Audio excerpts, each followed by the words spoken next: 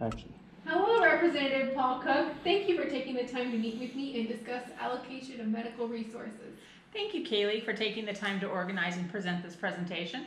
As a congressional representative of the 8th District in California, you represent the largest and most thinly populated district, representing an array of different populations who come from various walks of life and require various needs regarding their health. Your political stance on healthcare and issues surrounding the needs of healthcare are well defined, especially in response to costs and access. In the 2018 election, your stance and goals for healthcare was to lower costs through market-based changes, allowing Americans to find plans that are accustomed to them as well as met their individual needs. While this is essential in providing access to healthcare, it lacks answers regarding when demand is greater than supply in response to medical resources. I'm a med-surg telemetry nurse at Desert Valley Hospital, located in the most populous city within the 8th District. I've had the privilege of serving my community for over a year, having graduated with my bachelor's in science of nursing in December of 2018 from Azusa Pacific University. At Desert Valley Hospital, I serve a vast population of individuals, presenting with an array of medical issues and disparities. I've seen firsthand the lack of medical resources and supplies in my job, especially during the COVID crisis.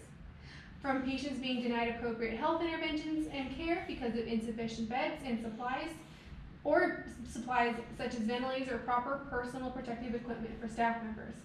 An example of this firsthand is the lack of intensive care beds at my current facility. Given the current COVID pandemic, our population requires a more critical care admission than normally.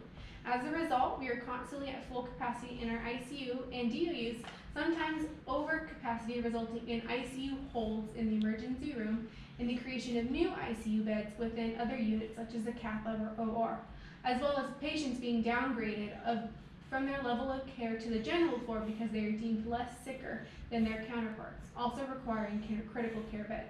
This is concerning because it opens the door for unsafe and potentially inadequate care for our sick patients, simply because our demand is greater than our supply.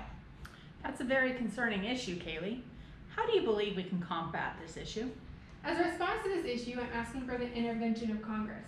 When the demand is greater than the supply, especially concerning health, it is alarming.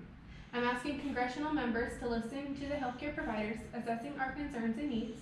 Working within this pandemic, we see firsthand the issue and the potential consequences that may and do arise as a result of this issue. I'm asking for additional supportive staff and supplies to help combat this issue. I don't know the specificities of implementing this needed change, but I do know that something needs to be changed so that our patients and our neighbors within the 8th District are given the best fighting chance given this current crisis. We as healthcare providers and professionals need supporting staff and supplies to help combat this crisis.